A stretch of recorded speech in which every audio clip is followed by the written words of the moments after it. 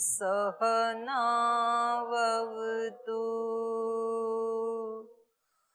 सहनौ भुनक्तु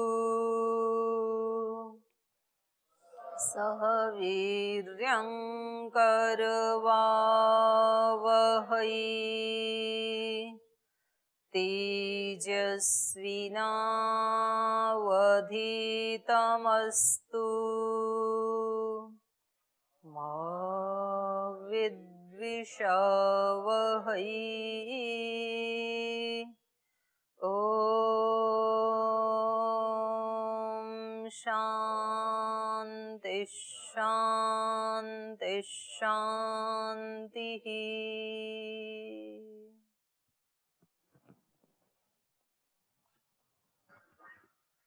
देवद्विजय गुरु प्राज्ञ पूजनं शौचमार्जवम् ब्रह्मचर्यम् अहिंसा च शारीरं तप उच्यते।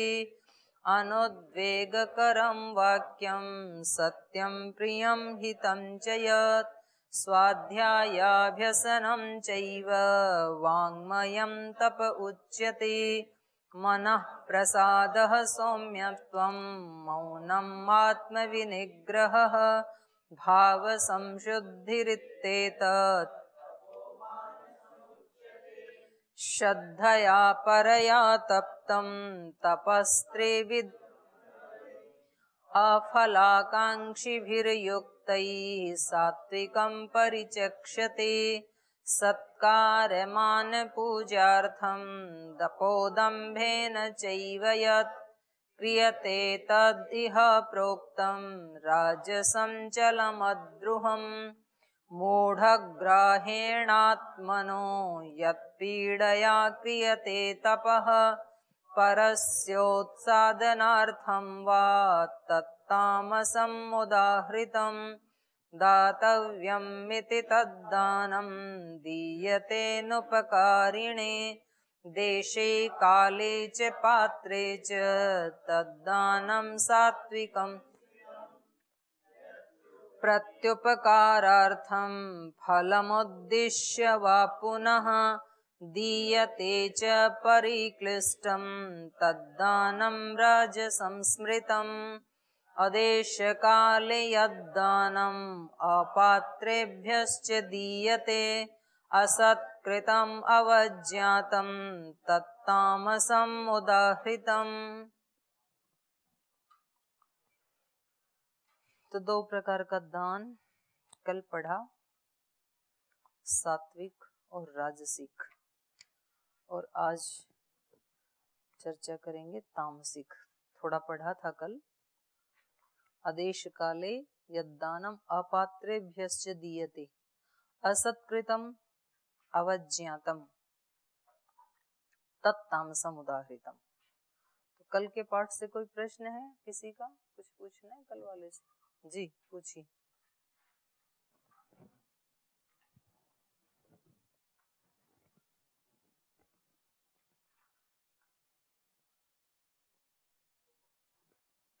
दीदी प्रणाम। जी दीदी सात्विक दान में जो बता रहे हैं ना 4 प्रकार की स्थिति, अनुपकार, देश, काल, पात्र। हाँ ये जब दान करते 4 स्थिति को देखना पड़ता ना, एक दो छूट जाएगी तो चल जाएगा। चारों देखें तो अच्छा है। पूरा देखें। हाँ बहुत तो कठिनाई होगा। कठिनाई क्या है? वो तो तुरंत दिख जाता है। देश काल तो सेकंड में दिख जाता है। ऐसे लगता है भाई यहाँ क्या देना चाहिए, इस देश में और इस काल में इस व्यक्ति को किस चीज की जरूरत है। जैसे आप बता रहे थे, जैसे गुरुकुल देश में कोई आया मान लो, है ना, और दोपहर के समय में आया, दिखेगा ना भाई इस देश में और इस काल में क्या दिया जा सकता है। अब यहाँ कोई हीरे मोती की तो जरूरत है नहीं, या तो सफेद कपड़े या तो लाल कपड़े, दो ही चलेंगे ना। यहाँ इस देश में क्या दिया जा सकता है, और इस काल में दोपहर है तो क्या दिया जा सकता है?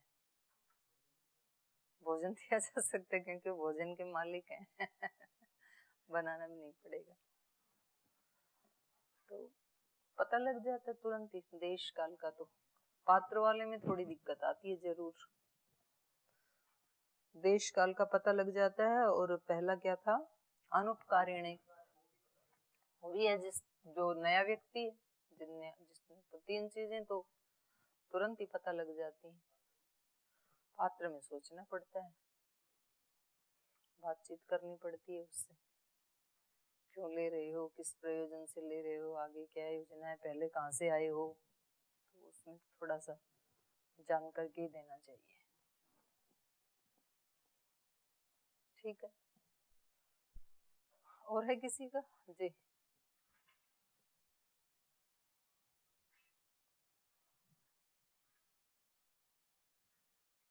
ओम दीदी प्रणाम। जैसे आपने अनुपकार का बोला कि जिसने हमारे ऊपर उपकार नहीं किया है उसको देना, तो जिसने उपकार किया है उसको आवश्यकता है या फिर वो ऐसी परिस्थिति में है तो वहां पे देना तो गलत नहीं है? इन्होंने कब कहा कि वो गलत है? गलत है ऐसे कहाँ कहा इन्होंने? जैसे जिसने उपकार किया उसको नहीं आ देना। तो गया ना अगले श्लोक में, उपकार वाले के लिए आ गया ना, गलत कहाँ कहा है? अगला ही तो श्लोक है, सात्विक से अगला, उपकारी के लिए। पढ़ा नहीं आपने? ध्यान बिना ध्यान कहीं रहता है, ध्यान आकाश लोक में, आप पाताल लोक में, प्रश्न पृथ्वी लोक में, कॉम्बिनेशन कैसे बनेगा? बोला ना, उपकारी के लिए अगले श्लोक में बोल दिया, राजस्थान।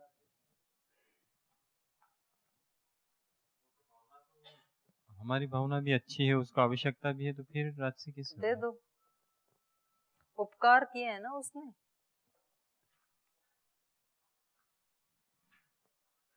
तो सात्विक नहीं माना जाएगा, वो राजसिक दान है। पहले लिए बैठे हो तो दे के कौन सा बड़ा काम कर रहे हो? उसको आवश्यकता है, आपका मन भी है, लेकिन पहले लेके भी तो बैठे हो।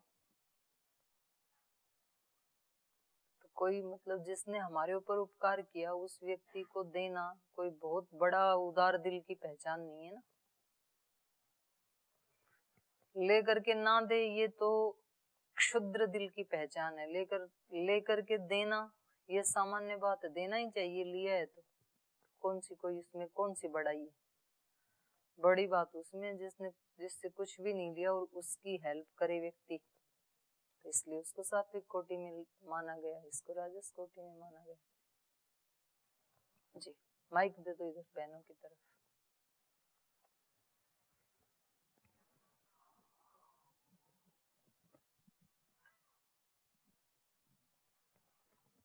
ओम दीदी प्रणाम। दीदी मुझे आप एक कहानी सुनाती है ना, जब माता जी बुद्ध भगवान को जो फल देके गए थे। हाँ हाँ, तो उसको त्याग भी नहीं कह सकते? कह सकते हैं ना, क्यों नहीं। तो दान और त्याग में क्या हाँ, अंतर है? एक ही है, दान और त्याग। दान एक प्रकार से त्याग ही है और त्याग एक तरह से दान ही है। जी, इधर दो वापस, दूसरा माइक कहाँ है?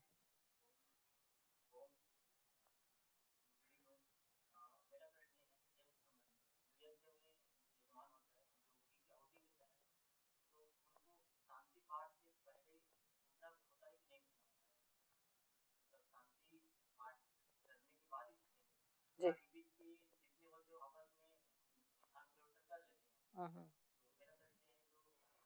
नहीं नहीं करते हैं, ऋत्विक भी नहीं करते हैं। आप लोग कर लेते हो ऐसे, एक उठा दूसरा बैठा, वो विधान नहीं है। लेकिन ऋत्विक भी पहले ही बैठते हैं, जो बैठे यज्ञ समाप्ति के बाद ही उठेंगे, ऋत्विक भी, यजमान भी, ब्रह्मा भी। तो तीनों साइडों में अलग अलग वेद के ऋत्विक होते हैं ना, नहीं उठते हैं।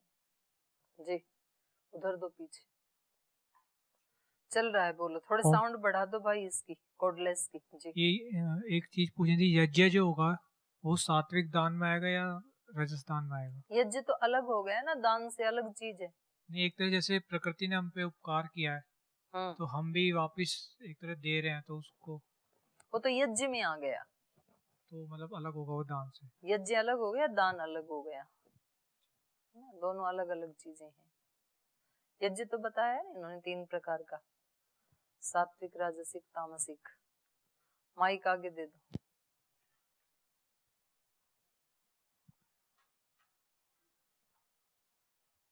जी प्रणाम दीदी। दीदी हम जैसे प्रवास पे जाते हैं तो जब हवन करवाते हैं तो बहुत सारे लोग होते हैं और सबकी इच्छा होती है कि हम भी करें, तो फिर हम तो जो मुख्य यजमान होता है वो मतलब जो गायत्री मंत्र आदि क्या होती है उसके बाद फिर सबकी टर्न आती हाँ है। सब ठीक है, वो आपने अपने एक नया विधान बना लिया, ठीक है कोई बात नहीं। उन्होंने तो विधान की बात पूछी ना, लेकिन विधान तो नहीं है। तो फिर दीदी हम जो करवाते हैं वो सही है या गलत है, करना चाहिए कि नहीं, क्योंकि वहाँ तो कोई और होती नहीं है हमारे पास सिचुएशन आगे। ठीक है, दोनों भी ठीक है, कोई बात नहीं है, क्योंकि आपने वैसा संकल्प लेके भी कोई याग नहीं किया था, आप सामान्य रूप से हवन कर रहे हैं, तो उसमें स्थिति देखनी होती है। तो ज्यादा अच्छा तो यही होता है कि एक बार जिनको बिठाया उनसे करवाओ, बाकी को बोलो आप शांति से बैठ के और उन शक्तियों का आह्वान करो। यज्ञ जितना स्थूल क्रिया और शब्द प्रधान होगा उतना ही उसका प्रभाव कम हो जाएगा।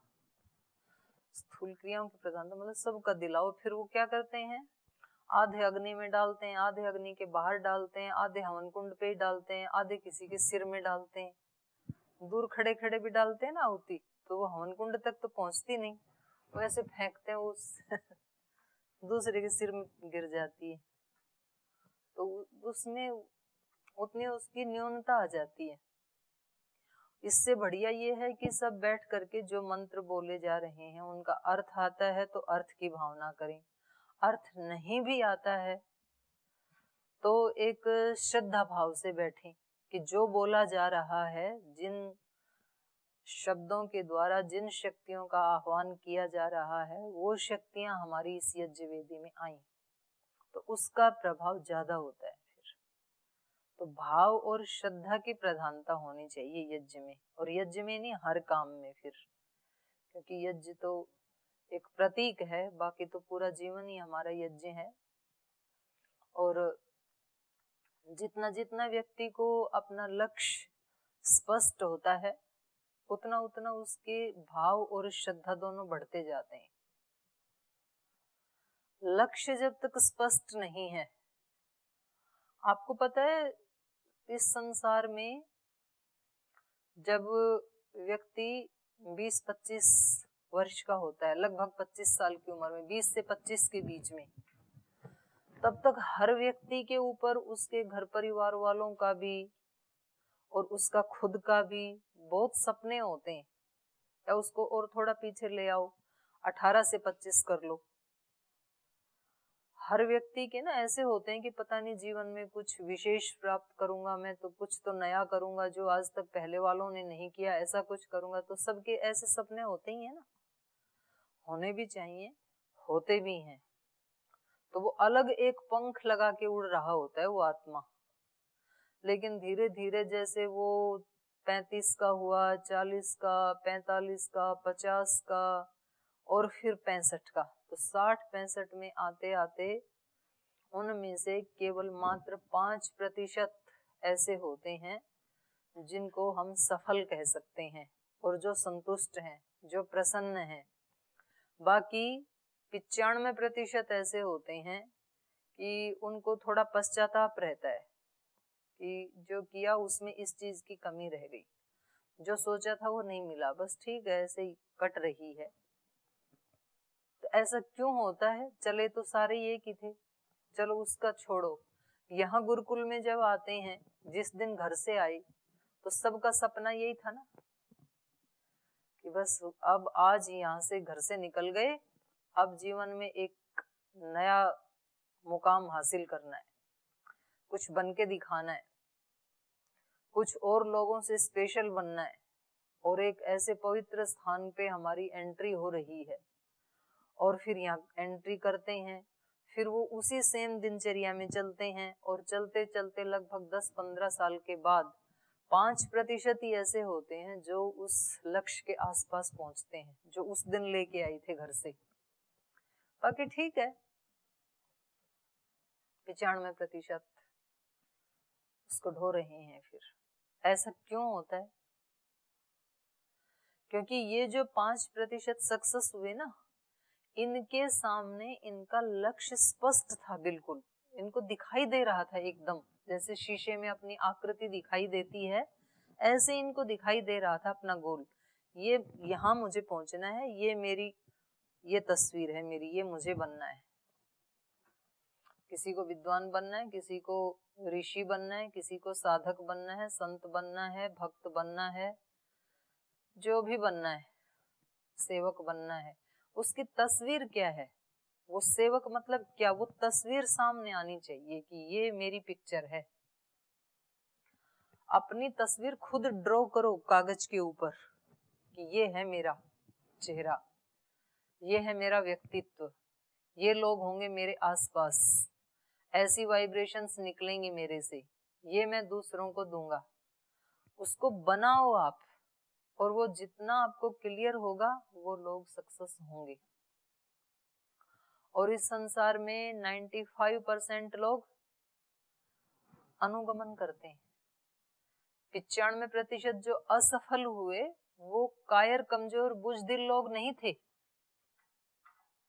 साहसी का उल्टा हम क्या कर देते हैं? कायर, कि उनमें साहस नहीं था, उनमें पुरुषार्थ नहीं था। नहीं, उन्होंने किया पुरुषार्थ, उतना ही किया। साहसी भी थे, पुरुषार्थी भी थे, चरित्रवान भी थे, कोई उल्टा काम भी नहीं किया। फिर किस चीज की कमी थी? कमी थी वो केवल फॉलो करने वाले थे, अनुकरण करने वाले थे। उनसे पूछें कि सुबह 4 बजे क्यों उठ जाते हो रोजाना गुरुकुल में, 3:45 क्यों उठ जाते हो? मुझे घंटी लगती है, सब उठते हैं इसलिए उठना पड़ता है। इसका मतलब 3:45 बजे उठने के लिए इस व्यक्ति के सामने कोई गोल नहीं है। उठ रहा है, नींद खो रहा है, लेकिन पा नहीं रहा है कुछ भी। 5 साल से, 10 साल से, 15 साल से उठे ही जा रहा है, मंत्र बोले ही जा रहा है, लेकिन क्यों बोल रहा है, क्यों उठ रहा है, इसका कोई उत्तर नहीं इसके पास। बोल जैसे दिनचर्या बनी है इसलिए कर रही है। ऐसे संसार के लोग हैं, खूब पुरुषार्थ करते हैं, खूब मेहनत करते हैं, बल्कि जो उनसे आगे पहुंच गए कभी कभी उनसे भी ज्यादा करते हैं वो। और फिर हम ये कहते हैं जी इसके भाग्य में था, मेरे में भाग्य में नहीं था। तो भाग्य बनाया किसने? हम नहीं बनाया। तो हम उस पे कह के फिर अपने आप को रिलैक्स फील कर लेते हैं जी भाग्य में होता है वही मिलता है। तो भाग्य बनाया किसने था? मैं बनाया तो मैं नहीं था पिछले जन्म में, तो अब उसको चेंज करने की ताकत भी तो तुझ में ही है, और कभी ना कभी तो चेंज करना ही पड़ेगा जब तेरा गोल वो है। तो आज ही क्यों नहीं चेंज कर दिए? इसी जन्म में चेंज कर देता अपनी किस्मत को। तेरे ही हाथ में है बदलना, सब कुछ तेरे हाथ में है। तो हम जितने जितने उसमें जागरूक होते जाते हैं, जितना जितना अपना लक्ष्य स्पष्ट होता है ना, तो फिर व्यक्ति को इधर उधर देखने की, इधर उधर का सोचने के लिए टाइम ही नहीं है उसके पास। जिस व्यक्ति के पास कोई काम नहीं है, ना ऑफिस जाना, ना कहीं नौकरी लगी कोई जॉब करनी, ना पढ़ाई के लिए कॉलेज जाना, ना कहीं मेहनत मजदूरी पे जाना, उस व्यक्ति के पास पूरे दिन का टाइम है। और जिस व्यक्ति को, जिसने अपनी दिनचर्या ऐसे सेट कर रखी है कि 1 मिनट का टाइम नहीं है, मिनट टू मिनट उसका भरा हुआ है पूरा, उसके पास टाइम ही नहीं है कि गली में क्या हो रहा है, मोहल्ले में क्या हो रहा है, आसपास क्या हो रहा है, उसको अपने काम से काम रहता है। यही हालत हमारे मन की भी है। मन में अनेक अनेक विचार कब आते हैं? जब मन के पास कोई नया काम नहीं होता है तब आते हैं। जब मन के पास कोई नया लक्ष्य है तो फिर मन हमेशा उधर ही लगा रहता है, फिर इधर उधर का सोचने के लिए उसके पास समय नहीं है। और यदि कोई विचार आता भी है, जैसे आप लोग जाप करते हैं, गायत्री का जप करते हैं, और गायत्री जप करने वाले के सामने अपनी शक्तियों को, अपने स्वरूप को अभिव्यक्त कर देती है, तो हमें कैसे पता लगे कि हमारे सामने गायत्री का स्वरूप अभिव्यक्त हुआ कि नहीं हुआ? बोल जी ये तो पता लगता है। अगर अभिव्यक्त होता तो आपने कल्पना कर रखी है गायत्री मतलब कोई, जैसे यहाँ भारत माता का चित्र है ना बाहर, ऐसी कोई मातृ शक्ति के शरीर के रूप में कोई हमारे सामने देवी प्रकट होगी और वो कहेगी कि ये मेरा स्वरूप है, और तब हमें लगेगा कि ये गायत्री का स्वरूप है। ऐसी हमने कल्पना कर रखी है, और ऐसा कोई स्वरूप है नहीं, क्योंकि देवों का शरीर पार्थिव नहीं होता है और ईश्वर के शरीर का कोई आकार नहीं है, ईश्वर की शक्तियों का भी कोई आकार नहीं है, तो सूक्ष्म है। हमारी आत्मा का भी कोई आकार नहीं है, तो वो वाला सपना कभी पूरा नहीं होने वाला है। तो फिर कैसे माने कि गायत्री की शक्तियां अभिव्यक्त हो रही हैं और वो कहीं एक बार अभिव्यक्त होके सपने की तरह सामने आकर के प्रकाश होकर के और फिर चला जाएगा, तो इसको भी अभिव्यक्ति नहीं कह सकते। ऐसा तो फिर 2 मिनट के लिए प्रकाश क्या देखना, फिर तो पूरे 12 घंटे सूर्य का ही देख लो, प्रकाश ही देखना है तो मतलब उस प्रकाश के लिए ये क्या कल्पना करना कि जी कोई ऐसा प्रकाश जैसा मेरे सामने प्रकट होगा, बिजली सी चमक जाएगी और मैं मानूंगा कि अभिव्यक्त हो गई। तो बिजलियां तो बारिश काल में खूब चमकती हैं, उसको देख लो। और ज्यादा स्थिर प्रकाश देखना है तो सूर्य को देख लो, चांद को देख लो। उसको देखने के लिए थोड़े ना पुरुषार्थ करना है, तो फिर कैसे माने, कैसे पता लगे हमें कि इन मंत्रों की शक्ति अभिव्यक्त हो रही है, ये मंत्रों की शक्तियों से मेरा परिचय हो रहा है या नहीं हो रहा है, कैसे अंतर जाने। धियो यो न प्रचोदयात, ऐसे उसमें प्रार्थना की है कि हमारी बुद्धि को आप पवित्र कर दें, मेरे गोल की तरफ लेके जाए, ऐसे प्रेरणा देते रहो मेरी बुद्धि को। तो प्रेरणा कैसे देंगे? वो प्रेरणा इसी रूप में देते हैं जैसे ही आपके मन में कोई नेगेटिव विचार आया और उसके साथ ही कोई प्रेरणा आई कि ये तेरे लिए शुभ नहीं है और आपने तुरंत उसको हटाया, ये ही उसकी शक्ति का अभिव्यक्त होना है। जैसे ही कोई गलत भाव आया और हमने उसको हटाया, पहले तो पता ही नहीं लगता है व्यक्ति को कि कब कब मेरे अंदर कौन कौन से विचार आ रहे हैं। जब व्यक्ति ध्यान करता है, उपासना करता है या यज्ञ करता है, तो वो वाणी से मंत्र बोलता रहता है और वो बोलते बोलते कितने विचार आए पता ही नहीं चलता है व्यक्ति को। और पता चलता है तो मुश्किल से 1-2 का पता चलता है, बीच बीच में कुछ ऐसे आ जाते हैं कि पता भी नहीं चलता है हमें कौन से आई। लेकिन जैसे जैसे ही इस शक्ति की प्रगाढ़ता होती है, मंत्र शक्ति की, वैसे वैसे तुरंत पता लगता है उसी समय। पहले क्या होता था, कितने विचार आए उसका ना पहले पता लगा ना बाद में पता लगा, पता ही नहीं लगा। पर ये जरूर लगा कि यज्ञ में जाना ना जाना बराबर ही है, कोई खास हमारे चित्त में कोई परिवर्तन नहीं आया, बल्कि ना जाना ज्यादा अच्छा है। आराम से अपने कमरे में विश्राम तो किया, ये स्थिति पहले वाली थी। दूसरी स्थिति ये आई कि यज्ञ तो किया, लेकिन यज्ञ करते करते बहुत सारे विचार आए और फिर उसके बाद में ध्यान आया कि तूने यज्ञ करते समय ये विचार उठाए। ये उससे एक कदम आगे वाली स्थिति है कि अब पता तो लगा, लेकिन लगा तब जब हो चुका काम। और तीसरी स्थिति है, उसी समय या ध्यान आया ये ठीक नहीं चल रहा, लेकिन उसको हटा नहीं पाई। पता भी है ये ठीक नहीं है, फिर भी नहीं हटा पाई। ये उससे एक स्टेप आगे है। और उससे अगली चौथी स्थिति ये है, तुरंत पता लगा, तुरंत हटा दिया, पावर भी आ गई साथ में, देखने की भी शक्ति आ गई, हटाने की भी शक्ति आ गई, उसको हटा भी दिया। ये चौथा स्टेप है। और 5वां स्टेप है कि अपने पास आने ही नहीं दिया, संकल्प किया नहीं आएंगे, नहीं आएंगे मतलब नहीं आएंगे। मेरे मन पे, मेरी इंद्रियों पे, मेरे चित्त पे मेरा अधिकार है या केवल प्रभु का अधिकार है, 2 के अलावा और किसी का अधिकार नहीं है।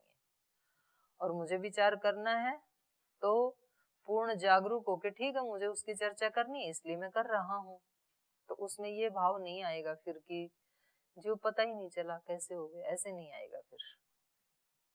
ये उससे भी ये स्टेप हैं अभिव्यक्ति के, एक एक जैसे वो प्याज से हटाते हैं ना छिलका, ऐसे एक एक आवरण हमारे चित्त से हटता जाता है और हम एक एक कदम आगे बढ़ते जाते हैं। तो ये पहचान है कि मेरी उन्नति हो रही है या नहीं, माला के जाप का कोई प्रतिफल मिल रहा है या नहीं, ये ऐसे ही करता चला जा रहा हूँ। क्योंकि सामने लक्ष्य तो हो, एक बार सामने लक्ष्य है तो मन जरूर उसको 100% पूरा करेगा। लक्ष्य नहीं है तो मन का क्या दोष है इसमें। आप कहते हैं कि तू भी कहीं भी जा और हम भी कहीं भी अपने रहेंगे, कहीं नहीं जाना, मस्ती से रहो। हमारे संगठन में कुछ प्रभारी ऐसे हैं, प्रभारी कहता है मैं भी अब 2 महीने कुछ काम नहीं करूंगा, बारिश है, सर्दी है, और आप लोग भी जितना हो उतना कर लेना। कोई झगड़ा नहीं है उनके बीच में।